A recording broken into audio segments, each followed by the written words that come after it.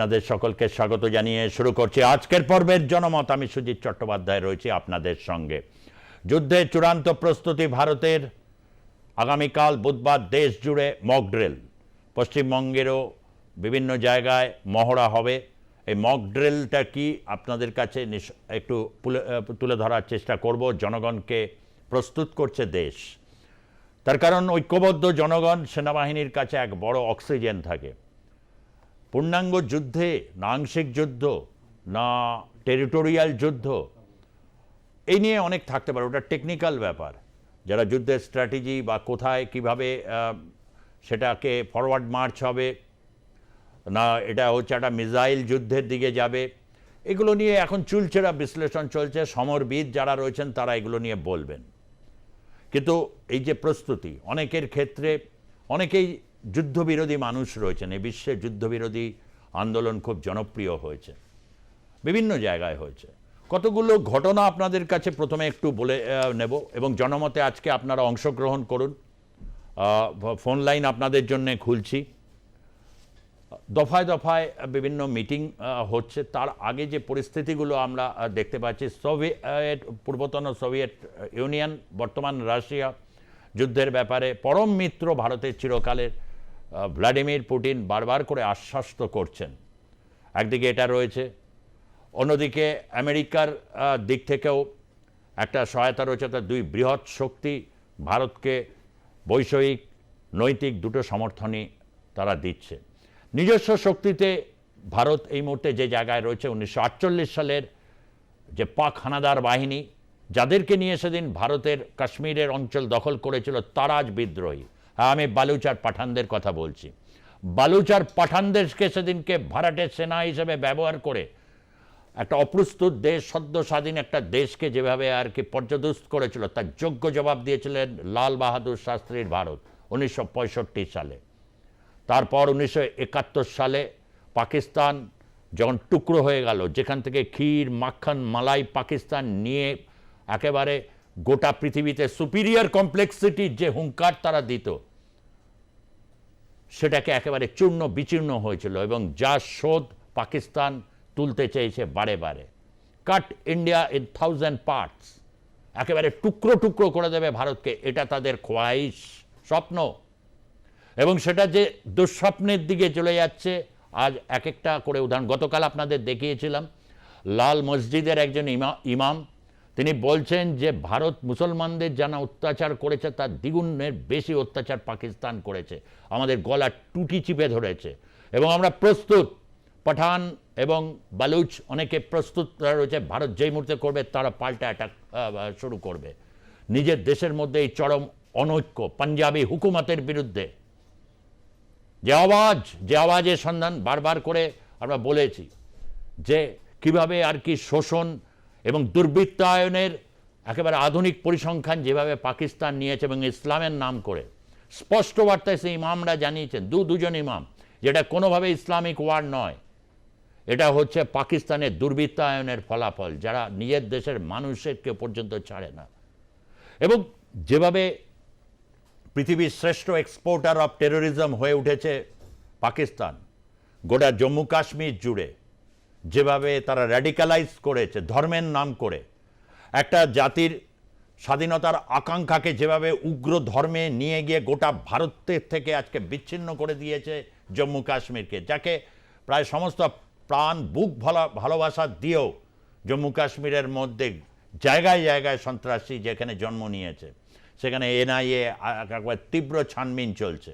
অনেক প্রায় সমস্ত ফ্লাইট বাতিল করা হয়েছে জম্মু কাশ্মীরে। আগাম নিরাপত্তা হিসাবে আগামীকাল মক ড্রিল আছে। মক ড্রিল কিছুই না, 65, 71 এবং 99 কার্গিল যুদ্ধের সময় এটা দেখা গেছিল। সাইরেন এবং বিভিন্ন ক্ষেত্রে পজিশনিং নেওয়া, বিভিন্ন স্কুলে ছাত্রছাত্রীদের কীভাবে সুরঙ্গে চলে ঢুকে যেতে হয়, এই সমস্তগুলো হচ্ছে প্রস্তুত করা। বহু দেশে যেখানে হচ্ছে দীর্ঘস্থায়ী যুদ্ধ হয় সেখানে এই প্রস্তুতি থাকে। ইসরায়েল গাজাতে এটা হয়, আপনারা দেখতে পাচ্ছেন যে ছবি, বিভিন্ন জায়গায় আর কি একটা শেল্টারে তলায় চলে যায়। কেন যুদ্ধ তো কখনো মানে ভালো বার্তা নিয়ে আসে না, এটা একটা বিধ্বংসী রূপ নেয়। তবে যে কোনো ধ্বংস যখন নতুন সৃষ্টির সম্ভাবনাও দেয়, আমরা দেখেছি দ্বিতীয় বিশ্বযুদ্ধোত্তর পৃথিবীকে দেখেছি, দ্বিতীয় বিশ্বযুদ্ধ 45 সালে শেষ হওয়ার পর 1947 সালে ভারত স্বাধীন হচ্ছে, এবং ভারতের স্বাধীনতার সাথে সাথে পৃথিবীর বিভিন্ন জায়গায় স্বাধীনতা পাচ্ছে মানুষ, ইন্দোনেশিয়া থেকে শুরু করে কঙ্গো, মোজাম্বিক, কত নাম বলবো, কত দেশ। তাই আগামীর এই যে পরিস্থিতি, তা এক অন্য ভারতকে তৈরি করবে নিঃসন্দেহে, এবং এই জঙ্গি সন্ত্রাসবাদের বিরুদ্ধে একটা ঠাস বুনোর জবাব যখন দেবে তখন প্রস্তুত হতে হবে। অনেকগুলো বিষয়কে বোঝাপড়া করে নেওয়ার বিষয় রয়েছে, তা নিয়ে প্রত্যেক দিন জনমতে আমি আপনাদের কাছে উপস্থিত হই। বিভিন্ন বক্তারা যারা থাকেন, বিভিন্ন রাজনৈতিক দলের মুখপাত্র, বিশ্লেষক, তারা এটাই করতে চান যে এই ধর্ম 1946 বা তার আগে যখন এই দ্বিজাতি তত্ত্বের যে বীজকে রোপণ করেছিল হচ্ছে মুসলিম লীগ এবং মুহাম্মদ আলী জিন্না এবং তার দুই বিশ্বস্ত সহযোগী একে ফজলুল হক এবং সোহরাওয়ার্দী, তার বিষবৃক্ষ ফলেছে এবং স্বাধীনতার পর থেকে এই দেশ এই ভয়ঙ্কর এই ইসলামিক জঙ্গিবাদের দ্বারা আক্রান্ত হয়েছে। তাকে নানাভাবে ইনিয়ে বিনিয়ে নানা রকম কায়দায় কখনো সেখানে মাটি চাপা দেওয়া হয়েছে, কখনো দামা চাপা দেওয়ার চেষ্টা হয়েছে, কিন্তু যে বিষবৃক্ষ সে ফল ফেটে যখন এটা একটা বৃক্ষের রূপ নিয়ে নেয় তখন তাকে কি করতে হয়? মূলোচ্ছেদ করতে হয়। সেই পথে কি যাচ্ছে ভারত? তাহলে কি এটা দীর্ঘস্থায়ী হতে চলেছে? আর যদি যুদ্ধ হয় তাহলে পরিস্থিতি কি দাঁড়াবে? এই নিয়ে সব জায়গায় চুলচেরা বিশ্লেষণ হচ্ছে। পাকিস্তান ইতিমধ্যে তার জঙ্গি ভাড়াটে বাহিনীকে তৈরি করে রেখেছে। কিছুক্ষণ আগে দেখলাম লস্কর ই তৈবা, তা জৈশে মোহাম্মদ এবং হামাস, 3 শীর্ষ সন্ত্রাসী জঙ্গি সংগঠন, তারা হাত মিলিয়ে তারা করছে, তারা নাকি যুদ্ধ করবে অস্ত্রশস্ত্রের সাথে। বলিয়ান করেছে পাক বাহিনী এবং হচ্ছে এই আসিম মনির, আধুনিক জিন্নার অবতার হিসাবে তিনি দেখা দিয়েছেন। 22 তারিখে পাহেলগাঁওর ঘটনার 20 তারিখ আগে তার এই বক্তব্য গোটা এই উপমহাদেশ জুড়ে একটা চাঞ্চল্য তৈরি করে দিয়েছিল, সুপিরিয়ার কমপ্লেক্সিটি দেখিয়েছিল। ঠিক এইটা 1971 সালে জুলফিকার আলী ভুট্টো ইয়াহিয়া খানও তাই বলেছিল যে যুদ্ধ চলবে। 13 দিনের পর একেবারে হাত তুলে দাঁড়িয়ে আছে। সেটা এক বালুচ আছে নেতা, মজিদ বাহিনীর কমান্ডার বলেছে। মনে পড়ছে সেদিন 93,000 প্যান্ট খুলে দাঁড়িয়ে আছো, হাত তুলে, এই অবস্থা করে ছাড়বো। আজকে পাকিস্তানকে ওই জায়গায় নিয়ে গেছে এবং অনেকে আছেন একটা কথা, আমি তো ধ্বংস হবো, তার আগে ধ্বংস করে দিয়ে যাব। ধ্বংস কাকে করবে? ভারতকে, 10-15 হাজার বছরের সুমহান সভ্যতাকে, নাকি এই বিশ্বর উদ্দেশ্যে চ্যালেঞ্জ ছড়ে দিয়েছে? রাষ্ট্রসংঘের যিনি প্রধান গুতারেস শুধু ভারতকে গুতাচ্ছে। করোনার সময় থেকে দেখেছি চীনের দিকে ঢলে থাকেন, এখন বলছেন যে সামরিক সমাধান নয়। তাহলে কি সমাধান? রাষ্ট্রপুঞ্জ কাশ্মীর নিয়ে কি অবদান রেখেছে? বারবার পাকিস্তান রাষ্ট্রপুঞ্জে কাশ্মীর ইস্যুকে তুলে ভারতকে আন্তর্জাতিক মঞ্চে সে বারবার বিধ্বস্ত করতে চেয়েছে। এর জবাব তো দিতে হবে। ভারতবর্ষের সমস্ত রাজনৈতিক দল এই প্রশ্নে ঐক্যমতে রয়েছে, এ ব্যাপারে কোনো সন্দেহ নেই। কারণ সুমহান সভ্যতার অংশীদার সবাই, এদেশের রাজনৈতিক দল, সত্তা সবাই। আমি এক এক করে আসব সমস্ত বিষয়ে এবং আপনাদের কাছে জানিয়ে রাখি যে প্রস্তুতি সেখানে রয়েছে এবং যে প্রস্তুতি চলছে। আগামীকাল মক ড্রিল, তারপরে একটা ডিসাইসিভ মোমেন্ট উপস্থিত হয়েছে বোঝাই যাচ্ছে।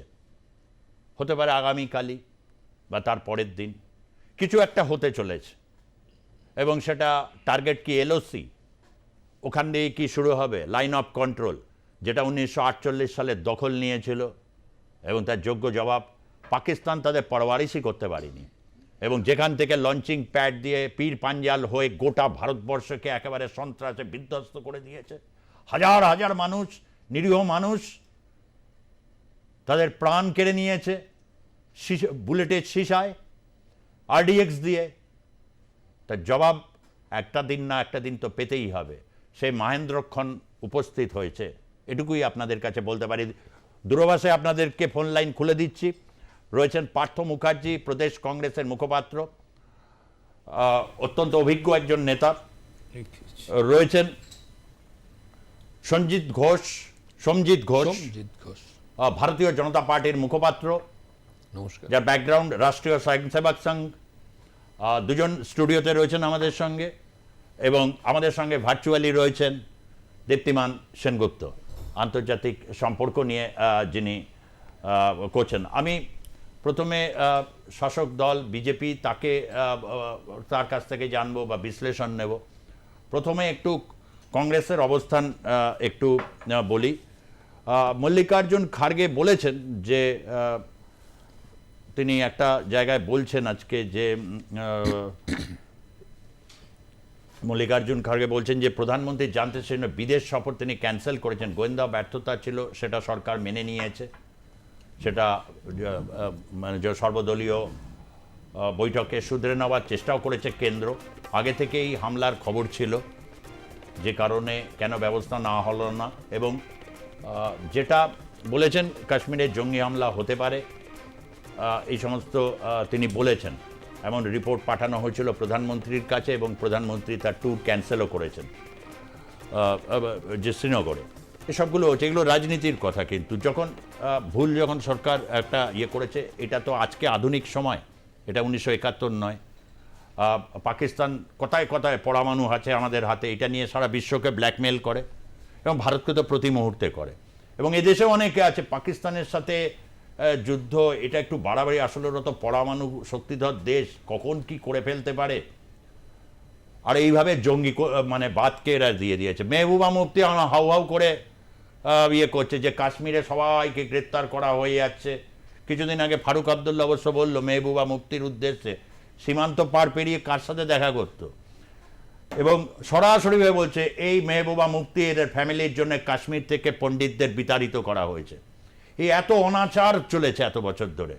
আজ একটা ডিসাইসিভ মোমেন্ট উপস্থিত গিয়ে হয়েছে, সেখানে দাঁড়িয়ে কংগ্রেস কি জোরালোভাবে সরকারের পাশে রয়েছে না যদি কিন্তু নিয়ে সরকারের পাশে আছে? না, আমরা তো পরিষ্কারভাবে বলে দিয়েছি যে আমরা সরকারের সঙ্গে পাশে আছি, কারণ একটা যুদ্ধ যখন লাগে তখন তার অভিজ্ঞতা সবার উপর আসে। সেখানে আমি যদি সেই মুহূর্তে রাজনীতি করতে যাই, আমরা কখনোই রাজনীতি করব না। আপনার মনে আছে কিনা জানি না, 1962 সালে যখন ভারত চীন যুদ্ধ হয়েছিল, তখন সীমান্তে ভারত আর চীনের যুদ্ধ হচ্ছিল, কিন্তু দিল্লিতে পার্লামেন্টটাকে খুলে রেখে পার্লামেন্টে সেশন করতে হয়েছিল বিরোধী দলের চাপে, যে এই যুদ্ধ নিয়ে আলোচনা করতে হবে। না, আমরা সেই রকম কোনো রাজনৈতিক আর্ম টুইস্টিং মেথড যেটা বলে সেটা আমরা করব না, 100বার করব না। কেননা আমরা যদি কোনো দিন ক্ষমতায় আসি, যদি আমরা কোনো দিন আসতে পারি, আসবো, স্বাভাবিকভাবে এটা নিয়ম, আমরাও তো একই পরিস্থিতি ফেস করতে পারি, সামনে আসতে পারে। ফলে তখন তো আমরা একই জিনিস আশা করতে পারি। যদিও 1971 সালে কিছু প্রশ্ন কিন্তু প্রধান বিরোধী দলের সমর্থনের ব্যাপারে ছিল, সেটা এইখানে আমার মনে হয় এই মুহূর্তে এখানে এত আলোচনা করতে গিয়ে না করাই ভালো। তবে আপনি মুখবন্ধে বেশ কয়েকটা কথা বলেছেন। প্রথম কথা এটা মনে রাখতে হবে, 1948 সালে প্রথম যখন যুদ্ধটা হয়েছিল জানুয়ারি, তখন কিন্তু জম্মু কাশ্মীর ভারতবর্ষের অংশ ছিল না, ভারতবর্ষের অংশ হয়েছে তারপরে। 1 নম্বর। 2 নম্বর হয়েছে যে অনেকে এই প্রশ্নটা তোলে যে কেন পুরো জম্মু কাশ্মীরটা তখন নিয়ে নেওয়া গেল না। দেখুন, তখন ভারতবর্ষর তখনও বাজেট হয়নি, প্রথম ভোট অন অ্যাকাউন্টস হয়েছিল, মাত্র 153 কোটি টাকার ভোট অন অ্যাকাউন্টস। যে কোনো সমর বিশেষজ্ঞ এবং অর্থনৈতিক বিশেষজ্ঞকে জিজ্ঞেস করবেন, 6 দিনের বেশি যুদ্ধ চালানোর মতো ক্ষমতা ওই 153 কোটির ভোট অন অ্যাকাউন্টস দিয়ে সম্ভব নয়। যুদ্ধটা 6 দিনই হয়েছিল। আর যুদ্ধবিরতি, এটা যে একটা ক্যাবিনেটের ডিসিশন, এটা আপনি 26শে জুন 1952 ভারতবর্ষের পার্লামেন্টে ডক্টর শ্যামাপ্রসাদ মুখার্জির নিজের ভাষণ, যে ভাষণ আপনি পেয়ে যাবেন, ডক্টর কাশ্যপ বলে যিনি সেক্রেটারি জেনারেল ছিলেন ভারতবর্ষের পার্লামেন্টে, তার একটা বই আছে, কম্পাইলেশন অফ বেস্ট বলে কি বলে এই মানে ডিবেটস, তো সেই এইগুলো থেকে আপনি পাবেন। ফলে অনেক রকম কিছু প্রচার হয়। হ্যাঁ, 100 বার ব্যাপারটা এখন ভারতবর্ষের যে রাজনৈতিক স্থিতি বা বিজেপি যেটা রয়েছে বা ভারতীয় সেনাবাহিনীর, এবার আমি আসি ভারতবর্ষে। এখানে সেই জায়গা থেকে দাঁড়িয়ে 1971 সালের যুদ্ধ, আপনি বলছেন আপনার তখন 5 বছর বয়স ছিল, আমার তখন 11 বছর বয়স। বয়সের থেকেও কিন্তু অভিঘাতের জন্য সেই জিনিসগুলো এখনো মনে আছে। আমি একটা ঘটনা বলছি, যেদিন ঢাকা শহরে ঢাকা বেতার কেন্দ্রের ওপরে মানে ভারতীয় বিমান বাহিনী বোমা বর্ষণ করলো, রয়টারের যিনি সাংবাদিক ছিলেন তিনি তার পাশে একটা কাছাকাছি একটা হোটেলের ছাদ থেকে তিনি ছবি তুলেছিলেন, যে ছবি দেখে সারা পৃথিবী অবাক হয়ে বলেছিল এটা সম্ভব হতে পারে না। পাশের কিছু দূরেই যখন এরম বোম ফেলা হচ্ছে তুমি সেখানে কি করে ছবি তুলছেন? ভদ্রলোক তখন একটা স্টেটমেন্ট বলেছিলেন যে আমার ভারতীয় বিমান বাহিনীর যারা বৈমানিক তাদের যে অ্যাকিউরেসি, ভারতীয় বিমান বাহিনীর অ্যাকিউরেসির ওপর আমার এতখানি বিশ্বাস ছিল যে আমি জানি বোমাটা কিন্তু শুধুমাত্র ওই নির্দিষ্ট জায়গাতেই পড়বে। এইটা হচ্ছে ভারতীয় সেনাবাহিনী। এখন তো প্রিসিশন যুগ, এবং আমি একটু যদি আমি দেখছিলাম ভারতের সেনাবাহিনী, ভারতের সেনাবাহিনীর ট্রেনিং আর ভারতীয় সেনাবাহিনীর প্রিসিশন পৃথিবীতে আনম্যাচড, ট্রু, আনম্যাচড।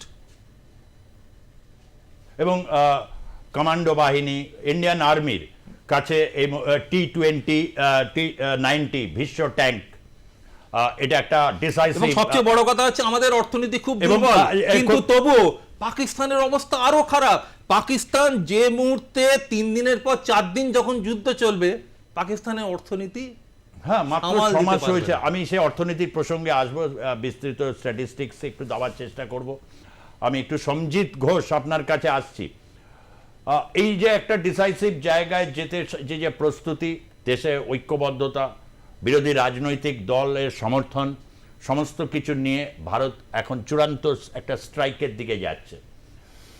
এই ক্ষেত্রে কি বলবেন, যে কি চাইছেন? ধরুন রাজনৈতিক দল হিসাবে ভারতীয় জনতা পার্টি কি চাইবে? একটা পূর্ণাঙ্গ যুদ্ধ, আংশিক যুদ্ধ, না এমন একটা কিছু ব্যবস্থা, যেটা অবশ্য বলেছেন প্রধানমন্ত্রী বলেছিলেন যারা জঙ্গি বা সন্ত্রাসী, যারা এই কাণ্ড ঘটিয়েছে তাদের এবং তাদের মদতদাতা বলতে এই দেশে খুব গোদা বাংলায় যেটা হচ্ছে, ভারতবর্ষের জঙ্গিবাদের মদতদাতাই হচ্ছে পাকিস্তান। তাদের একেবারে চরম শিক্ষা দেওয়া হবে। এই চরম শিক্ষাটা বলতে আপনাদের বক্তব্য কি? আমরা সেখান থেকে একটা অনুমান করতে পারবো যে একদম ডিসাইসিভ পূর্ণাঙ্গ যুদ্ধ না একটা আংশিক যুদ্ধের দিকে যাচ্ছে। দেখুন, দেশের প্রধানমন্ত্রী, যশস্বী প্রধানমন্ত্রী নরেন্দ্র দামোদর দাস মোদিজি বলে দিয়েছেন পাকিস্তানকে এমন এক শিক্ষা দেয়া হবে যেটা বিশ্ব দেখবে। তো বিশ্বের কাছ থেকে যে জায়গাটা উনি প্রতিশ্রুতি দিয়েছেন, উনি কথা বলেছেন, এবং নরেন্দ্র দামোদর দাস মোদিজি যে কথা একবার বলে আর 100 বার বলে, মানেটা কিন্তু একটাই, তিনি কিছু করে দেখান। তো সেই জায়গাটা থেকে আজকে পাকিস্তানে নিজেদের দেশে হুলুস্থুল পরিস্থিতি। তো সেখানে ভারতের ভয়ে থরহরিকম্প, তারা বিশ্বে গিয়ে লম্পঝম্প করছে যে আমাকে বাঁচান রাষ্ট্রসংঘের কাছে গিয়ে। তো এহেন পাকিস্তানের সঙ্গে যুদ্ধ হবে।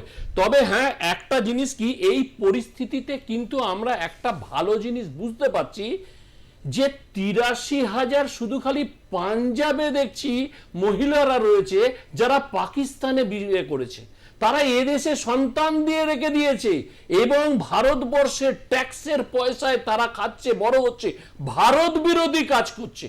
এটা এর আগে যুদ্ধ হয়েছিল, সবকিছু হয়েছিল, কিন্তু কেউ জানতে পারতো না। আজকে ঘরেতেও এরকম ভারতবর্ষে থাকছে, ভারতের আবহাওয়া বড় হচ্ছে, ভারতের খাচ্ছে। এটাও তো একদম ইন্টেলিজেন্স ল্যাবস বা হচ্ছে ইমিগ্রেশন ডিপার্টমেন্ট, এগুলো ল্যাবস। দেখুন, আমাদের মানতে তো হবে, আমার কথাটা একটুখানি পরিষ্কার অর্থে শুনবেন। যে জায়গাটা দেখুন, আজকে আমরা কত বছর শাসন করছি, তার আগে থেকে কংগ্রেস শাসন করেছে। তো সেই জায়গাটার পর আজকে যারা আমি কি বলছি, যদি 47 বছর তারা ভারতবর্ষে থেকে থাকেন, 47 বছর তো ভারতীয় জনতা পার্টি শাসন করছে না, তাহলে তার আগে কারা ছিল? তো এখন এখানে যেসব জায়গায় ধরা পড়ছে এগুলোও তো নজরবিহীন। এই কাজটা একমাত্র বিজেপি সরকার আছে বলে, ভারতীয় জনতা পার্টি আছে বলে করা সম্ভব, এবং আমরা তো দেখতে পাচ্ছি দিনের পর দিন কি হারে বেরোচ্ছে। তো আমরা লড়াই তো অবশ্যই করব, এবং ভারতের যা ক্ষমতা, ভারতের যে ধরুন সামরিক ক্ষমতা বা যুদ্ধকালীন যেসব যা জিনিস দরকার, মিসাইল থেকে আরম্ভ করে যেগুলো ভারতের হাতে আছে, সেখানে পাকিস্তান মানে তুচ্ছ। তো এইখান থেকে আসবো, ওই যে তুচ্ছ বা প্রতিপক্ষকে কি তুচ্ছ তাচ্ছিল্য করার মতো জায়গায় আমরা আছি? কেন এটা ডিসাইসিভ? কারণ প্রধান থেকে তো সে তো পরমাণু যুদ্ধের হুমকি দিয়ে যাচ্ছে। দেখুন, এর আগেও যুদ্ধ করেছে, একটা জিনিস যুদ্ধ করা বলতে পারে তারা শুধু খালি বিচ্ছিন্নতাবাদী, এবং আমাদের দেশে কিছু কিছু ওই লস্করি তৈবা এমুক পাঠিয়ে দিয়ে ঘটনা ঘটিয়ে দিচ্ছে। আজকে দেখুন একটা জিনিস, আজকে এই যে ঘটনাটা ঘটেছে, এর আগে দেখবেন 26/11 হয়েছে, তখন যে ঘটনা ঘটিয়েছে আর এখনকার ঘটনার পরিস্থিতি আলাদা। তার কারণ কি, তারা তাদের আমাদের ভারতের যে হিন্দুদেরকে জিজ্ঞেস করে তারা তাদেরকে ধর্ম জেনে তবে হত্যা করেছে। তো এর প্রতিবাদ এবং এর জন্য আজকে ভারতীয় জনতা পার্টি ধর্ম যে সনাতনী ধর্মদের কথা বলে, আদার্স এত পার্টি আছে ভারতবর্ষে। ওকে, আমি আসবো হচ্ছে দীপ্তিমান বাবু আপনার কাছে। তার আগে ইউনুস আলী রয়েছেন আমাদের সঙ্গে মুর্শিদাবাদ থেকে। হ্যাঁ বলুন। নমস্কার। বিষয়টা হচ্ছে আজকে আমরা নতুন একটা খবর, যে খবরটা অনেকদিন পরে আজকে ভারতবর্ষের মানুষ একটা উপলব্ধি জায়গায় আসছে। সেটা হচ্ছে যে ভারতবর্ষের মাথায় কিছু এলাকায় মক ড্রিল যেটা করা হচ্ছে, সেটা নিশ্চয়ই একটা তথ্যের ভিত্তিতে বা ইন্টেলিজেন্সের ইনফরমেশনের উপরেই এই জায়গাটা আজকে নিউজ আকারে আপনাদের চ্যানেলে এসেছে। বিষয়টা হচ্ছে যে আমরা তো অত ছোট করতে পারি না, পাকিস্তানকে অত ছোট করতে পারি না, ওটা আন্ডার এস্টিমেট হয়ে যাচ্ছে। আপনাদের কারোর বক্তব্য আন্ডার এস্টিমেট হয়ে যাচ্ছে। কারণ আজকে বিশ্ব রাজনীতিতে সবাই নিজেদের স্বার্থটাকে সংরক্ষিত করার চেষ্টা করছে। আমরা যেটা দেখছি যে তুরস্ক, ইরান অথবা চীন, এরা কিন্তু ডাইরেক্ট যুদ্ধে ইনভলভ হবে না, কারণ এদের বিজনেসটা হচ্ছে আর্মস অ্যামুনিশন যোগান দেওয়া, যেটা মার্কেটিং করা আর কি। এই জায়গাটা থেকে আমরা কতটুকু আত্মনির্ভরশীল হতে পারছি এই যুদ্ধে বা এগিয়ে যাওয়ার যে জায়গাটা, আমাদের আত্মবিশ্বাস কতটুকু আমাদের গড়ে দিচ্ছে। ধরুন কালকেই শুরু হয়ে গেল, কালকে একটা দুর্ঘটনা ঘটতে চলল, কিন্তু ইউনুস বাবু আস্থা তো রাখতেই হবে ভারতের যুদ্ধের ইতিহাস পাকিস্তানের সাথে। ধরুন 65, 71 এবং 99 তিনটে যুদ্ধে ভারতীয় সেনাবাহিনী তো অসীম লড়াই করেছে। চীন প্রত্যেকবারই অবশ্য করেছে। আমি একটু দীপ্তিমান সেনগুপ্তের কাছে আসবো। এটা একটা ঘটনা খুব সোজা বাংলায় আপনি নিশ্চয়ই ফোন স্পিরিটটা দেখতে পেয়েছেন যে পাকিস্তানের পেছনে চায়না। এই কিছুক্ষণ আগে মালয়েশিয়া জানাচ্ছে যে ভারত বাড়াবাড়ি করছে, এরকম স্টেটমেন্ট দিচ্ছে এখন মালয়েশিয়া। কিছুদিন আগেও মালয়েশিয়ার অন্যরকম একটা সুর ছিল। বিভিন্ন জায়গায় এই ধরনের রয়েছে। সেই জায়গায় অনেকেই কিন্তু এইখানেই এখন হচ্ছে খুব ডিসাইসিভ মোমেন্ট, ফুল স্কেল যুদ্ধ নাকি একটা লিমিটেড ওয়ার, ঠিক কি মানে কি হতে চলেছে তার একটা পূর্বাভাস নেওয়ার চেষ্টা করব। আমি আমি যুদ্ধের 71-এর সঙ্গে 2025-এর যুদ্ধের মাত্রিকতার একটা পার্থক্য আছে। 71-এর যুদ্ধে যখন ইন্দিরা গান্ধী মানিক শকে জিজ্ঞাসা করেছিল এবং মানিক শাহ বলেছিল যে বর্ষার সময় না করে সেটা শীত মানে বর্ষাটা পার হলে সেই যুদ্ধ করা উচিত। একইভাবে বর্তমান প্রধানমন্ত্রী নরেন্দ্র মোদী তিনিও কিন্তু বলে দিয়েছেন যুদ্ধের ব্যাপারে সেনা প্রধান মানে অর্থাৎ সেনা সিদ্ধান্ত নেবে। নাম্বার 1, এই জায়গাটাতে ভীষণ মিল।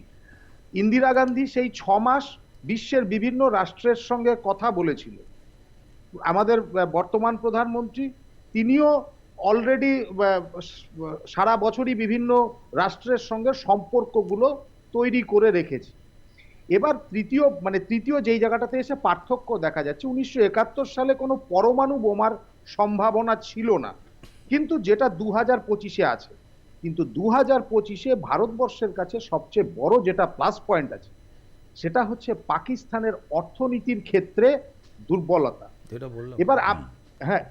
এবার আমি আপনাকে বলছি এই জায়গাটাতে ভারতবর্ষ কেন একটু জানিয়ে দিয়ে আপনাকে পার্থবাবু যেটা বললেন যে এই মুহূর্তে পাকিস্তানের বৈদেশিক মুদ্রা ভান্ডার মাত্র $15 বিলিয়ন, 1,25,000 কোটি টাকা, যা ওদের আন্তর্জাতিক যা ঋণ আছে তা পরিশোধের জন্য পর্যাপ্ত নয়। এবং ভারতের যে রিজার্ভে আছে $688 বিলিয়ন, অর্থাৎ 57,50,800 কোটি টাকা, মজবুত একটা জায়গায় রয়েছে। এটা কিন্তু মুডিজ রিপোর্ট। এটা মুডিজ রিপোর্টের সঙ্গে আপনি আরেকটা যুক্ত করুন, আমাদের বিভিন্ন যুদ্ধের সময় আমাদের যেগুলো মন্দির এবং সাধারণ মানুষ যেখানে এই ধন সম্পত্তি থাকে সেখান থেকেও ভারতবর্ষকে দান করা হয়েছে যুদ্ধে জয়ের জন্য। এই ইতিহাসও ভারতবর্ষের আছে। সিপাহী বিদ্রোহের সুতরাং- সময় থেকে এই ইতিহাস আছে। হ্যাঁ, এই ইতিহাস আছে। সুতরাং আপনি যেটা 688 বিলিয়ন দেখছেন, সেটা আপনি ধরে রাখুন অন্তত পক্ষে 850 বিলিয়নের ওপরে স্টক আছে। আমি আপনাকে এটা দায়িত্ব নিয়ে বললাম, ছেড়ে দিন, আমি ওই গল্পেই আসছি না। এবার যেটা প্রশ্ন আছে সেটা হচ্ছে ভারতবর্ষ কি পদ্ধতিতে খেলছে। ভারতবর্ষ এই যে প্রতিদিন বলছে আজকে এটা হচ্ছে, আজকে আমরা সামুদ্রিক ডিনামাইট, আজকে মক টেস্ট, এগুলো যেগুলো হচ্ছে, এই মক ড্রিল ফক ড্রিল করে পাকিস্তানের পালসটা বাড়াচ্ছে। এবং এই যে যুদ্ধের প্রস্তুতি, এর জন্য পাকিস্তানের যে রক্তক্ষরণ হচ্ছে, অর্থনৈতিক রক্তক্ষরণ হচ্ছে, পুকুর বা নদী থেকে মাছ তুলতে গেলে প্রথমে বড়শিতে হুক হয়ে গেলে পরে তখন সেই মাছটাকে জলে অনেকক্ষণ ধরে খেলাতে হয়। তখন সেই মাছ যতই বড় থাক না কেন, একটা সময় হাঁপসে গিয়ে সে উঠতে বাধ্য হয়। এবার প্রশ্নটা হচ্ছে পাকিস্তানের আভ্যন্তরীণ সমস্যাগুলোকে আপনারা অ্যাড্রেস করুন। পাকিস্তানের আভ্যন্তরীণ সমস্যাটা হচ্ছে পাকিস্তানের মধ্যে কোনো ইন্টিগ্রিটি নেই। আজকে ওখানকার সেনাপ্রধানের সর্বশেষ রাষ্ট্রটা ওদের ওখান থেকে উড়ে গেছে, ওরা ইসলামের নামে করছে। অর্থাৎ পাকিস্তান এটা প্রমাণ করতে চাইছে যে ইসলাম দিয়ে জয় করবে। এবার আমি আসছি আপনাদের এই বাদবাকি রাষ্ট্রগুলোর যে সমর্থনের জায়গাটা।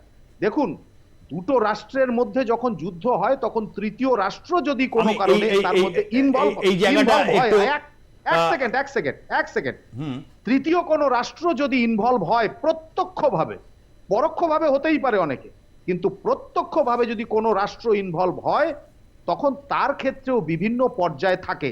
সুতরাং ভারতবর্ষ পাকিস্তানকে কি করবে সেটা এই মুহূর্তে না বুঝে আমার মনে হয় আগামী 15ই মের পরের থেকে বুঝতে পারবেন।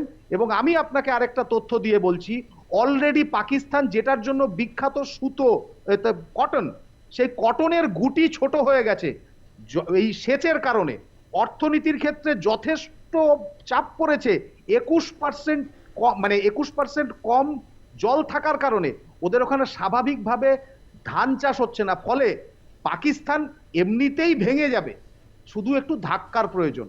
অপেক্ষা করুন, আমাদের মধ্যে বিরোধিতা করতে হবে না। এবং যারা ভাবছে পাকিস্তান যে আইডিওলজি নিয়ে তৈরি হয়েছিল যে পাকিস্তান মুসলিমদের জন্য দরকার, একদিন এই মুসলিম সমাজই বলবে যে পাকিস্তানের কারণে এটা বলতে শুরু করেছে। আমি একটু পার্থবাবুর কাছে আসবো যে আসিম মুনির উপায়ন্তর না দেখে সে 20 তারিখ প্রথম দ্বিজাতি তত্ত্ব নিয়ে এসেছিল, we are superior, we cannot stay with along with the Hindus, এই কথাটা সে বলছে। আজকে বলছে এটা ইসলামের নামে যুদ্ধ, এবং সুশ্রুড়ি লাগিয়ে দিয়েছে অলরেডি ইসলামিক দুনিয়ায়।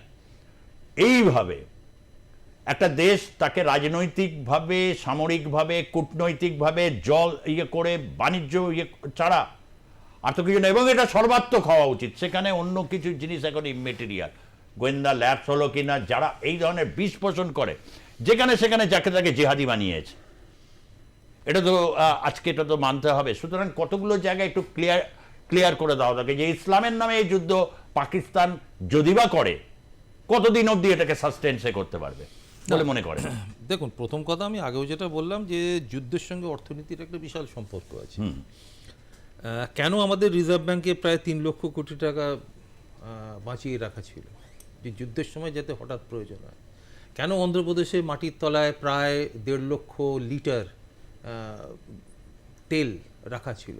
কারণ আপনার বাংলাদেশ যুদ্ধের সময় মনে আছে যে আমেরিকা এবং ব্রিটিশ বিভিন্ন কোম্পানি ভারতীয় বিমান বাহিনীকে তেল দিতে অস্বীকার করলো। তার ফলেই কিন্তু ইন্দিরা গান্ধী বাধ্য হলেন ওই তেল কোম্পানিগুলোকে জাতীয়করণ করতে, রাষ্ট্রীয়করণ করতে। ফলে এখন মোটামুটি আমাদের একটা 1971-ও আবার যেটা আপনি দেখেন সেখান থেকে আবার অনেকটা অ্যাডভান্সমেন্ট। কেন ওই সময়ে যে সমস্যাগুলো আমরা দেখেছিলাম তার উপায় নিরূপণ করে আমরা আরও কিছু ব্যবস্থা নিয়ে রেখেছি। এখন কথাটা হচ্ছে বারবার ঘুরে ফিরে একটা জায়গাতেই আসছে। প্রথম কথা হচ্ছে যে পাকিস্তানের সঙ্গে যদি ভারতবর্ষের যুদ্ধ হয়, যুদ্ধের দুটো ভাগ, একটা ভাগ হচ্ছে কনভেনশনাল ওয়ার, আর একটা ভাগ হচ্ছে পারমাণবিক যুদ্ধ। কনভেনশনাল ওয়ার যদি বলেন, সেখানে পাকিস্তান ভারতবর্ষের সঙ্গে খুব বেশি দিন হলে 7 দিন যুদ্ধ করতে পারবে আজকের অবস্থায়। রিপোর্ট অনুযায়ী যদি 7 দিনও হয় তাহলে IMF এর শর্ত বিদেশি ঋণের পুনর্গঠনের যে চাপ আছে তার থেকে 6 মাসে একটু যে দম নামার মতো পরিস্থিতিতে আসছে, সেটা সম্পূর্ণ উড়ে যাবে এবং ঋণ খেলাপির দ্বার প্রান্তে গিয়ে দাঁড়াবে না পপার। একদম। এবং তার সাথে যেটা হচ্ছে যে ইসলামিক যে ব্রাদারহুড বা উম্মা, সেখানে এই মুহূর্তে অন্তত বিভিন্ন বালোচ, পাঠান, বিভিন্ন ধর্মগুরু, ইমামরা বলছেন এটা আদপে ইসলামিক কোনো ওটা ওয়ার্ড নয়, এই ওয়ার্ডটা সম্পূর্ণভাবে হচ্ছে তাদের প্রচণ্ড রাগ। দেখলাম পাঠান, পুস্তুন এই তাদের বক্তব্য, এই ভিডিওটা রীতিমতো ভাইরাল হয়েছে, দুজন ইমামের বক্তব্য। কেন আমি যদি পাকিস্তানের যেটা সমস্যা হয়ে গেছে পাকিস্তান স্বাধীনতার পর থেকে, এবং এটা যত দিন গেছে তত বেশি হয়েছে, সেটা হচ্ছে যে পাঞ্জাবিদের, পাকিস্তান অঞ্চলের যারা পাঞ্জাব, সেই পাঞ্জাবিদের পাকিস্তানের সমস্ত কিছুতে, সেটা আপনি খেলাধুলো বলুন, সেটা আপনি রাজনীতি বলুন, সেটা সেনাবাহিনী বলুন, সেটা আপনি অ্যাডমিনিস্ট্রেশন বলুন, রাজনীতি বলুন, সবেতে পাঞ্জাবিদের একচ্ছত্র আধিপত্য সব দিক দিয়ে। এবং তার প্রভাবটা অর্থনীতির উপরেও গিয়ে পড়েছে। লাহোরের অর্থনীতি এবং অন্যান্য জায়গার অর্থনীতি, করাচির অর্থনীতি হয়তো কিছুটা অন্য জায়গার থেকে বেটার, যেহেতু সেখানে অত বড় বন্দর টন্দরগুলো আছে। এবারে যে আমরা এই জিনিসগুলো এখান থেকে পাঠাচ্ছি, এই জিনিসগুলো প্রথমে ভারতবর্ষ থেকে যখন যাচ্ছে তখন সেই জিনিসগুলো হিন্দু জিনিস থাকছে, তারপরে প্রথমে সেটা যাচ্ছে দুবাইতে ওটা মুসলিম জিনিস হয়ে পাকিস্তানে আসছে। তো এখন সেই যাওয়াটাও বন্ধ, ফলে এখন পাকিস্তান কার থেকে মালটা নেবে? পাকিস্তান যেসব মাল নিতে অভ্যস্ত তার বেশিরভাগটাই যেমন বাংলাদেশ ভারতের মালের উপর নির্ভরশীল, পাকিস্তানও ভারতবর্ষের মালের উপর নির্ভরশীল। তারা অনেক বেশি দাম দিয়ে কেনে, কেন ওই যে বললাম ঘুরপথে ইসলামিক হয়ে মালগুলোকে তারা ওই দুবাই ঘুরিয়ে তারপর নিয়ে আসে। তো সেটাও এখন বন্ধ হয়ে যাবে। ফলে বারবার যেটা বলছি যে অর্থনীতির উপর একটা প্রবল চাপ পড়বে, যে চাপটা পাকিস্তান নিতে পারবে না, 1 নম্বর। আর 2 নম্বর হচ্ছে পাকিস্তানের যেটা বারবার করে দেখা যাচ্ছে সেটা হচ্ছে যে বিভিন্ন মানে কি বলবো পাহাড়ি অঞ্চল প্রচুর আছে ওখানে, যেখানে ধরুন বাল্টিস্তান, ধরুন পাখতুনখোয়া, এই যে অঞ্চলগুলো, এইখানে এখনো সামন্ততান্ত্রিক প্রথা ভীষণভাবে আছে এবং তারা প্রচণ্ডভাবে কিন্তু সরকার বিরোধী এখন, এবং তারা প্রচণ্ড শক্তিশালী। মনে রাখবেন, তারা হয়তো বিশাল যুদ্ধ করার মতো তাদের ক্ষমতা নেই, কিন্তু বিভিন্ন নাশকতামূলক কাজ করা এবং সেই রকম অস্ত্রশস্ত্র তাদের কাছে আছে। মানে পাকিস্তান ভারতের সাথে যুদ্ধে গেলে আপনি এটাই বলতে চাইছেন যে আভ্যন্তরীণ নাশকতার সামনে পড়বে, বিশেষ করে পাঠান, পাখতুনখোয়া, বাল্টিস্তান, এই সমস্ত জায়গাগুলো। এবং আমরা দেখেছি একটাই শুধু পাকিস্তানের নিঃশ্বাস ফেলার জায়গা, সেটা হচ্ছে পাকিস্তান একটা সময় যেটা পাক অকুপায়েড কাশ্মীরের বেশ কিছু অঞ্চল তারা চীনকে লিজ দিয়েছে। সমস্যা হচ্ছে সেই জায়গাগুলো নিয়ে। যদি আজকে পাকিস্তানে অকুপায়েড কাশ্মীরে যদি কোনো সেনা অভিযান হয়, তাহলে চীন কিভাবে রিয়াক্ট করবে এইটাকে আমাদের একটু আমি এই প্রসঙ্গে দীপ্তিমান বাবুর কাছে আসার আগে হ্যাঁ বলুন। দেখুন, একটা জিনিস হচ্ছে পাকিস্তান কি করবে, পাকিস্তান আদৌ যুদ্ধ করতে পারবে কিনা, পাকিস্তানের নিজেদের অভ্যন্তরীণ এখন যা বর্তমান পরিস্থিতি সেখানে ভেঙে খান খান হয়ে যাচ্ছে। কারণ সামরিক বাহিনী যারা লড়বে, যারা সৈন্য, তারা পদত্যাগ করছে। তো এই পাকিস্তান কি করে ভারতবর্ষের সাথে লড়াই করবে? পাকিস্তান কি লড়বে না লড়বার আমার মিসাইল চালানোর লোক আছে। শুনুন, আমি যে কথাটা মুশকিল হচ্ছে, ভারতের 1,80,000 সৈন্য কমে গেছে। ভারতের 1,80,000 সৈন্য কমে যাওয়ার যে কথাটা, যে তথ্যটা আপনি দিচ্ছেন, সেখানে না যে কথাটা আপনি বলছেন সেই জায়গাটা থেকে, সেই কথাটা ধরেই আমি বলছি, ভারতবর্ষে এখন যে বর্তমান যে সৈন্য যা রয়েছে, পাকিস্তান তার সেখানে যেটা রয়েছে সেখান থেকে তারা কমে যাচ্ছে, তারা রিজাইন দিয়ে দিচ্ছে। আর একটা জিনিস হচ্ছে গিয়ে তাদের পাকিস্তানে যখন জল একটা জায়গায়, একটা নদীতে, চেনাব নদীতে জল ছাড়া আর এখানে জল বন্ধ করে দেওয়া, এতেই তো হরিকম্প। তো তারপরে পাকিস্তান লড়বে কি লড়বে না ওটা নিয়ে আমাদের কাছে বড় মাথা ব্যথা নয়। আমাদের হচ্ছে পাকিস্তানকে উচিত শিক্ষা দিতে হবে। এবং আমাদের ভারতবর্ষে যত দল আছে, রাজনৈতিক দল আছে, এখন ভারতীয় জনতা পার্টির পাশে এবং ভারতের পাশে থাকতে হবে। আমরা ভারতীয়, এই কথাটাকে মেনে নিতে হবে। পাকিস্তান কি করতে আসছে, পাকিস্তান কি খেলো, আমাদের দেখার দরকার নেই। যদি দরকার থাকতো, তাহলে তোমরা প্রতিনিয়ত ভারতবর্ষের ওপরে এসে বিচ্ছিন্ন ঘটনা ঘটিয়ে দিয়ে চলে যাবে, আর ধর্মের নামে সুশ্রুরি দেবে। ধর্মের নামে সুশ্রুরি দিতে গিয়ে আজকে ধরুন ইসলামিক কান্ট্রিরা, তারা তো পাকিস্তানের পাশে থাকা দরকার, তারা কেন থাকছে না? তারা অনেকে কি একেবারে থাকবে না বলে আপনি ভাবছেন? আপনি দেখুন কে পাকিস্তানের পাশে থাকবে। আজকে পাকিস্তানের ন্যায় নীতি বলে কিছু নেই। যে তারা শুধু খালি দেখুন শিক্ষার দিক থেকে ধরুন, স্বাস্থ্য বলুন, হেলথ বলুন, কোনো জায়গায় কিছু নেই ভারতের সঙ্গে পেরে উঠবে না। ওরা শুধু খালি একটাই জিনিস জানে, সেটা হচ্ছে জঙ্গি। এই জঙ্গি করতে করতে নিজেরাই এখন ওদের পাশে নেই কোনো সঙ্গী। কেউ আছে? কোন দেশ আছে এখনো প্রকাশ্যে বলেছে? চায়না আছে। চায়না কি বলেছে? চায়না আছে বলতে কি সরকারি ভাবে বলছে না, আমরা বলছি চায়না আছে, কিন্তু যখন যুদ্ধ লাগবে তখন জানে যে যার সঙ্গে যুদ্ধ হচ্ছে, যে ছায়া যুদ্ধ যদি করি, ভারত তার নাম, ভারতের সঙ্গে যদি তার নাম জড়িয়ে যায়, পাকিস্তানের মতন চায়নারও অবস্থা হবে। সেও একটা জিনিস বোঝে, তাকেও চলতে হয়। তো সেই জায়গাতে ভারত এখন বিশ্বের জায়গায় সর্ববৃহৎ দলের কাছাকাছি একটা জিনিস আপনি বিজেপি মুখপাত্র হিসাবে রয়েছেন, একটা জায়গায় খুব ওয়েল কনফিডেন্ট জায়গায় দাঁড়িয়েছে।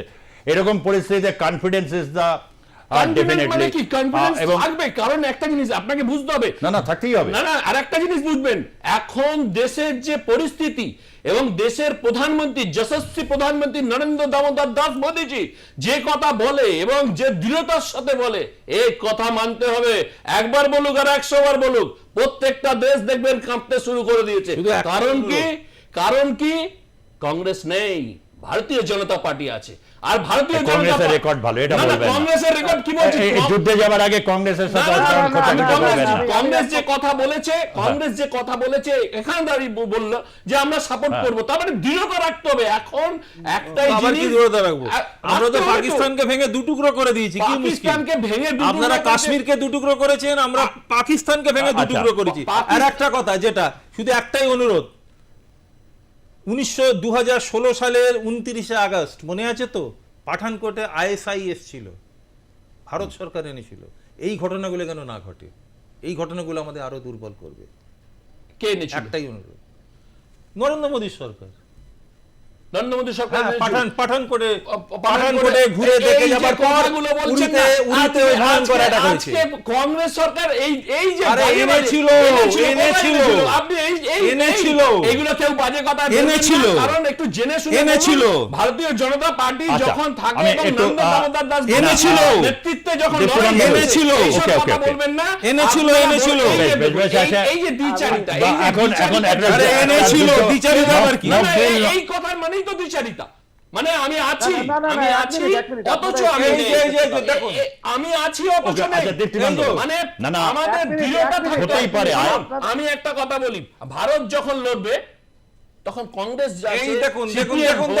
তৃণমূল হোক, যেই হোক, সবার আগে বলবে আমি ভারতীয়টা বলতে শিখুন, ভারতবর্ষ লড়াই। ঠিক আছে, ভারত তো লড়বে।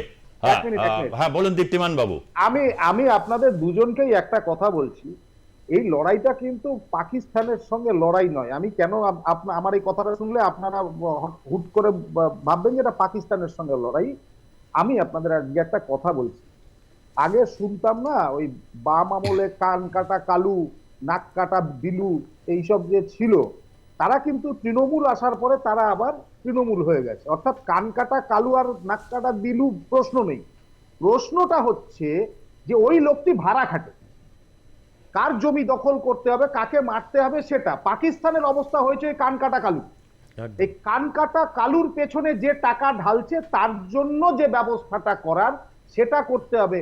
আমি আপনাদের একটা কথা বলছি, এই পুরো চক্রান্তটার পেছনে আমি একটা দায়িত্ব নিয়ে বলছি, এর পেছনে কোনো না কোনো ভাবে চীনের হাত থাকবে। তার কারণ বলছি, অর্থনৈতিক ভাবে চীনের এখন সবচেয়ে বড় সংকটে আছে। 245% ওদের ট্যাক্স দিয়ে তারপরে কাজ করতে হচ্ছে।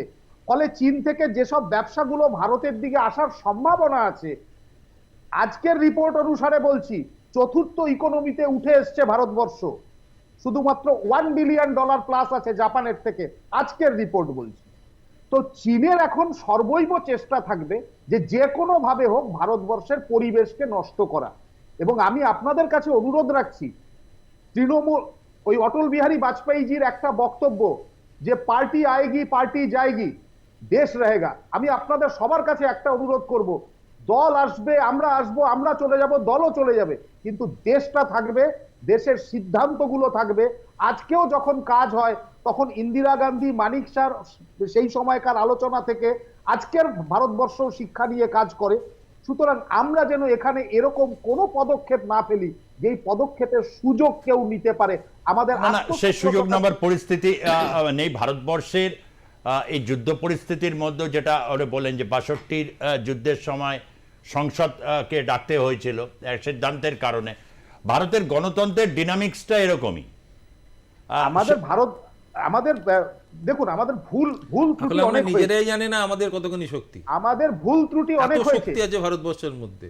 না আমি বলছি যে আমাদের ভুল ত্রুটি সবই হয়েছে, কিন্তু ভুল ত্রুটির পরেও সেই ভুল ত্রুটি থেকে আমরা সিদ্ধান্ত নিতে পেরেছি এবং আমাদের উদ্দেশ্য একটাই, সেটা হচ্ছে পাকিস্তানকে গোটা বিশ্বের কাছে উন্মুক্ত করা যে পাকিস্তান হচ্ছে ভাড়া খাটা কালু, কান কাটা কালু, যে টাকার বিনিময়ে কিন্তু ইসলামের নামে গাইছে এটা দেখুন দীপ্তিমান বাবু যখনই অত্যন্ত একটা গুরুত্বপূর্ণ একটা second, কথা বলেছেন। আজকের সময় যখন যুদ্ধ দুটো যদি ধরুন লিমিটেড ওয়ারই আমি ধরছি, লিমিটেডই ধরছি, কেননা হচ্ছে যে প্রস্তুতি লিমিটেড ওয়ারের জন্য, কেন হচ্ছে দুটো পারমাণবিক দেশ তাহলে মানে ঘোষিতভাবে তাহলে যুদ্ধে অবতীর্ণ হচ্ছে। এটা যে কোনো বিশ্বের কাছে একটা ভীষণ একটা কঠিন পরিস্থিতি, এ ব্যাপারে কোনো সন্দেহ নেই। তার কারণ হচ্ছে আমরা জানি যে পরমাণু গোটা বিশ্ব মানবজাতির জন্য কি বার্তা নিয়ে আসে। কিন্তু এখন এই যখন এরকম সিচুয়েশন কেউ যারা যুদ্ধের এই জায়গাটায় কার পাশে কে আছে এটা আপনি বলছেন যে চীনের একটা স্বার্থ যেরকম রয়েছে এই জায়গায় আমরা দেখেছি যে অনেকগুলো শক্তি ভারতের পাশে, রাশিয়া বরাবরের মতো, বা আমেরিকা বা অন্যান্য জাপান, এই দেশগুলোর সাথে ভারতের যে সম্পর্ক যে জায়গায়, যেটা খুব শক্তিশালী একটা জায়গায় রয়েছে, অর্থনৈতিক জায়গা, বা যে জায়গাটা আমরা ডিসকাশন ইতিমধ্যেই করেছি, কোথাও একটা জায়গায় এই সম্ভাবনা, আমি বলছি যে স্বল্পকালীন যুদ্ধ যদি হয়, পাকিস্তানের কি অবস্থা হবে বা না হবে, একটা নতুন কোনো একটা জায়গা উচিত শিক্ষা তো পেতে চলেছে, আমরা ধরেই নিচ্ছি, কারণ সামরিক সক্ষমতার যে জায়গাটা ভারতের রয়েছে। কিন্তু আলটিমেটলি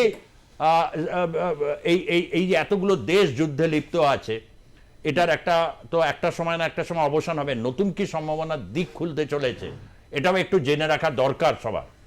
দেখুন পাকিস্তানের আজকে যে পরিস্থিতিটা আছে সেটা কিন্তু পাকিস্তানের যে জিওপলিটিক্যাল সিচুয়েশন সেটা হচ্ছে গুরুত্বপূর্ণ।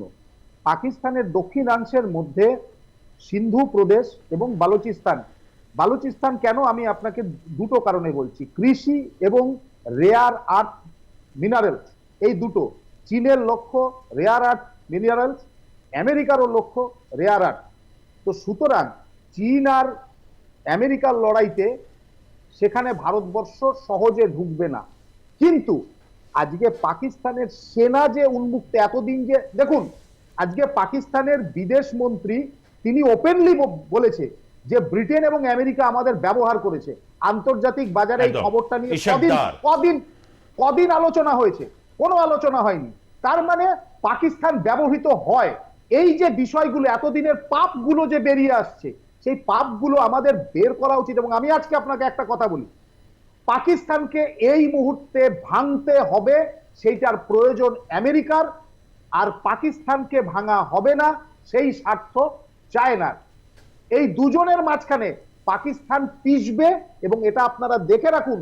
আগামী 15 তারিখের পরে আমি আপনার এই মঞ্চে বহুদিন আগে একটা কথা বলেছিলাম, একটা বলে রাখি, পৃথিবীর মানে এক প্রাক্তন আর্মির প্রধান বলেছেন, পৃথিবীর কোথাও কোনো সন্ত্রাসবাদী কার্যকলাপ হলে পাকিস্তান সেটা শিখে নেয়, নিজেদের কৌশল বানিয়ে নেয় এবং টেম্পারটা একটু লো রাখে, যাতে বড় অ্যাকশন কেউ না নেয়। ভারত মূলত ইঙ্গিত করেছেন সংশ্লিষ্ট ঘটনার পর ভারত তাদের মানে যাতে বড় নেয়। কিন্তু এবারের ঘটনার পর এতটাই হয়ে গেছে যে বুঝতে পারছে যে ভারত একটা ভয়ঙ্কর একটা অ্যাকশন নিতে চলেছে।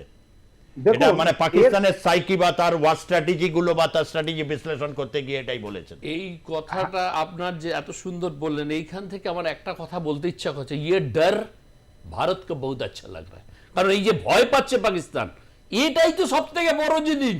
যে ধরুন যুদ্ধ করার আগেতেই যদি তারা যদি ভয়ে ভীত সন্ত্রস্ত হয়ে যায়, তারা যুদ্ধ করবে কোথায়? কনফিডেন্স লেভেলকে বড় রাখতে হবে। আমরা কার সাথে যুদ্ধ করতে যাচ্ছি? আমি যেখানে ভারত সৌম্যজিৎ বাবুর কাছে একটা প্রশ্ন রাখছি, রাখুন, এই ভয়টা পাকিস্তানের কোন শ্রেণীর ভয় বলুন তো?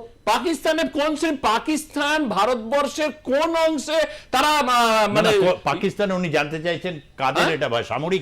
কোন সেকশনের ভয়টা? কোন এই section ভয় এর? তো সর্বপ্রথম আমরা দেখতে পাচ্ছি সামরিক ক্ষেত্রে ভয়, কারণ তাদের Exactly. যারা যুদ্ধ করবে তারাই তো ভয়ে ইস্তফা দিয়ে পালিয়ে যাচ্ছে। তো যুদ্ধ করবে না, ওরা ব্যবসা করবে। ওরা ব্যবসা করবে। তাহলে এই যে জায়গাটা, এই জায়গাটা এই না, আমি দীপ্তিমান বাবুর কাছে আমি জিজ্ঞেস করছি যে ভয়টা কি এই জন্যেই যে ভারতবর্ষের একটা সেনাবাহিনী আছে আর পাকিস্তানের সেনাবাহিনীর একটা দেশ আছে, এটাই না, কি না, ভয়ের জায়গা? পাকিস্তানের সেনাবাহিনীর একটা ব্যবসা আছে।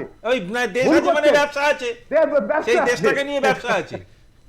তো এবং এটা জানেন কি এটাই যে পার্থক্য। পাকিস্তানে যারা আর্মি জেনারেল টেনারেল আছে এরা রিটায়ারমেন্টের পরে সবাই বড় বড় ব্যবসায়ী হয়েছে এবং এদের মধ্যে ব্যবসায়ী 90% বিদেশে চলে। দেশে থাকেন না। আর একটা তারা জিনিস, ইউরোপের আরেকটা বিভিন্ন জিনিস দেশে তারা আমি থাকেন।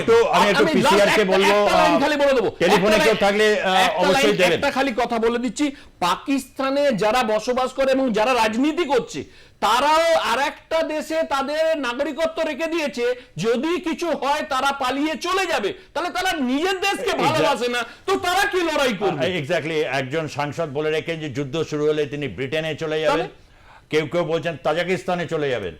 তার কারণ বলছে পাকিস্তানের ওদের দ্বৈত সেনাবাহিনীর মতো নাগরিকত্ব এত allowed। জঘন্য নোংরা সেনাবাহিনী খুব কম আছে। এটা পাকিস্তানের মানুষের অভিজ্ঞতার মানে জায়গা থেকে তারা বলছেন। কোনো একটা জায়গায় এইখান থেকে দাঁড়িয়ে তাহলে সত্যি কথা বলতে কি, এই যে এই যুদ্ধের সময় যে কথাটা বললেন, এটা একটা ভাবতে অবাক লাগে যে এই দেশে আমরা এতদিন অবধি জানতাম যে শুধু বাংলাদেশ আর নাকি রোহিঙ্গাতে দেশ ভরে গেছে, এত পাকিস্তানি যে ঢুকে গেছে এবং এরকম চাষ হয়েছে, এটাও মনে হয় সব রাজনৈতিক দলের কাছে একটা বড় বার্তা। বা হয়তো কেউ কেউ শুধু বার্তা নয়, এই জিনিসটা হয়ে যাওয়ার পর আমরা যেটা দেখতে পাচ্ছি, এটা তো আজ অব্দি কেউ কল্পনা করতে পারেনি। এইটাও দেখিয়ে দিচ্ছে ভারতের প্রধানমন্ত্রী নরেন্দ্র দামোদর দাস মোদীজি, যে এমন একটা সিচুয়েশন তৈরি করে দিয়েছে যে ভারতবর্ষে থেকে আরে এরা বেশিরভাগটাই 11 বছরে এসছে। 11 বছর, একটা বাচ্চারও 11 বেশি বয়স নয়। দেখছেন না, 46 বছর। কেউ মুশকিল। এই পশ্চিমবঙ্গে রয়েছে 46 আর আর সেগুলো এখনো নাগরিকত্ব 41 দেয়নি কেন? বছর। তাহলে 41 বছর 46 বছর আছে, তারা এমনি নাগরিকত্ব পাওয়ার এমনি কেন আরে বলবো? টুরিস্ট ভিসা নিয়ে এসেছে। না, না, কিভাবে আপনি পাবে? জেনে এটা শুনে আপনি বলুন। আরে একজন ভারতীয় tourist visa নাগরিকত্ব নিয়ে আইন এসেছে। অনুযায়ী 11 বছর থাকলে আপনি কেন যদি আপনি দাবি টুরিস্ট ভিসা, করেন তাহলে একটা প্লেয়ার আপনি চলে এলো পেতেই খেলা পারেন। করতে, তাহলে সে থেকে গেলে ভিসা পেয়ে আদনান যাবে। স্বামী পাইনি। আরে আদনান আদনান স্বামী স্বামীকে 11 তো বছর থাকে। এইটা মানে কথাগুলো বলছে, এক এই second। কংগ্রেসের উদাসীনতার কিন্তু জন্যই আজকে না, কিন্তু না, আমাদের আমি tax এটাই- বাড়বে। আপনারা 11 আজকে এই যে বছর করেছেন। আমরা আমার তো আজকে মেনে আমরা নেয়। কি করছি মানে BSF এই এই আমরা- জানতাম। এই- আমি জানতাম এই- এই এই- প্রশ্ন জবাব হলে- হচ্ছে, আমি না, ঊর্ধ্বতন না, আমি কর্তৃপক্ষকে একটা জিনিস জানিয়ে এইভাবে এইভাবে বলতে হবে, এই কথাটা মানতেই হবে। আজকের এই রণনীতির ফলে আজকে আমরা জানতে পারছি, এর আগে জানতে পারতাম না, আমার জানতে এখানে পারতাম না। একটা প্রশ্ন, আপনি বলছেন জানতে পারছি 1999 সালের আগেও এসেছে, 2004 এই নিয়ে আপনারা ফোর্থ টাইম, তৃতীয় দফা আপনারা জানতে পারছেন, যশস্বী প্রধানমন্ত্রী জানিয়েছেন, জানতে পেরেছেন, খুব ভালো কথা। আমি শুধু ভাবলাম, আমার দুঃখের কথাটা এটাই, আমি এতদিন শুধু জানতাম বাংলাদেশে আর রোহিঙ্গারাই শুধু এদেশে ঢোকে, পাকিস্তানিরা ঢোকে না। ক্রিকেট আপনারা বন্ধ করেননি, অ্যালাউড ইট, সে রাজীব শুক্ল হোক বা আপনার জয় শাহী হোক, ঢুকেছে। আপনি বলছেন তারা এখন নাগরিক, তাহলে ভারতবর্ষের যারা যারা ভারতবর্ষ থেকে উদ্ভূত, এই হাজার হাজার বছর, 15,000 বছরের সভ্যতাকে ক্যারি করছে, তারা এভাবে নাগরিক হবে এবং সব সুবিধা নেবে। না, তারাও তো 15,000 বছরের সভ্যতার অংশ বলেই তো আমরা তাদের দাবি করছি যে আমরা ভারতীয় আমরা উপমহাদেশে একটা জিনিস আবার এটাও মানতে চাইবেন না জম্মু আমরা কাশ্মীরে, আবার এটাও আমরা তো মানতে সবাইকে চাইবেন না বলছি জম্মু যে তারা কাশ্মীরে। তারা না, না, আমাদের এইখানে সংস্কৃতির অংশ। কথাটা দেখুন, এক বাড়িতে যদি এক হাত জমি থাকে তখন আমরা লড়াই করে এবারে যাচ্ছি। কথাটা কি আজকে হচ্ছে? আমাদের ওই পাকিস্তানের লোকেরা BSF এর জওয়ান বলছে, আমি তো উচ্চতর কর্তৃপক্ষকে জানিয়ে দিয়ে করেছি। ভারতের তাহলে আজকে আমার চাকরিটা গেল কেন? আর আমরা আমি তো না কিছু জানিয়ে বলবো না। করিনি, অনুমতি নিয়ে করেছি, তো অনুমতিটা দিল না কে? যায় মানে কথার কোনো বিশ্বাসযোগ্যতা আছে কিনা, অনুমতি দিয়েছে। আমি মাননীয় কংগ্রেস মুখপাত্রকে বলছি, মেয়ে বিয়ে দেওয়ার পরে আপনার মেয়ের ক্ষেত্রে মানে আইনানুগ হয়তো অন্য থাকে, কিন্তু সামাজিক ভাবে সে 3 দিনের শ্রাদ্ধ করে। পাকিস্তান হয়ে গেছে, সেই মায়াটা ছেড়ে দিন। সেটা একটা পাকিস্তানের আলাদা- নাগরিকত্ব অনেকে রেখে দিয়েছে, বা অনেকে ভিসা আবার পায় না, এখানেই মানে থাকে। আমার কথা হচ্ছে তাদের কাজটা কি, তারা কি না, করছে? এটা- চাষবাস? একটা কথা উনি যেটা বলছেন, গত 20-30 বছর ধরে ম্যাক্সিমাম রাজ্যে তো বিজেপি সরকার, এটা তো দেখবে রাজ্য সরকার যে সবচেয়ে আগে। 20-30 বছর ধরে তারা BJP বর্ডার পেরিয়ে এসছে, তারপরে স্থানীয় প্রশাসন কি করেছে? আজকে সবচেয়ে বেশি জায়গায় তো আপনাদের এই সরকার। কথাটা মানে আপনারা কোনো দায় আপনাদের নেবেন সরকার না? না, আজকে তাই এই আমাদের কথাটা আছে। উত্থাপিত হয়েছে এবং কিন্তু মানুষের দায় শুধু নজরে আমাদের এসেছে। চাপালে চলবে না। এটাই কিন্তু না না, ভারতীয় দোষ জনতা কাউকে যাবে পার্টি না, করবে। দায়টা নেওয়ার কথা বলছে। এই দেশের এই মানুষের দায়টা কেন নেবেন না? দায়টা রাজনৈতিক 100 দলের নেতৃত্বের একটা বড় এটা রাজনৈতিক সমস্ত দলের দায় দায়। নেওয়ার প্রশ্ন যখনই আসে তখনই হচ্ছে দায়টা হচ্ছে। এই গাছাড়া ভাব বললে তো হবে না, কারণ আমরা কিছু- ধন্যবাদ। আজকের মতো জনমত এই পর্যন্তই। অবশ্যই আপনারা আপনাদের আরো বেশি জনমতে অংশগ্রহণ ফোনের আশায় ছিলাম, কিন্তু অনেকেই আসেননি, বা হচ্ছে আপনারা যারা দেখলেন তাদের প্রত্যেককে ধন্যবাদ। পার্থ মুখার্জি কংগ্রেসের মুখপাত্র আপনাকে, সঞ্জিত ঘোষ বিজেপি মুখপাত্র আপনাকে, এবং দীপ্তিমান সেনগুপ্ত রাজনৈতিক বিশ্লেষক আপনাকে ধন্যবাদ। আপনাদেরকেও যারা দেখলেন আজকের পর্বে জনমত, দেখতে থাকুন আর প্লাস নিউজ, সবার আগে সবার পাশে। ধন্যবাদ, নমস্কার।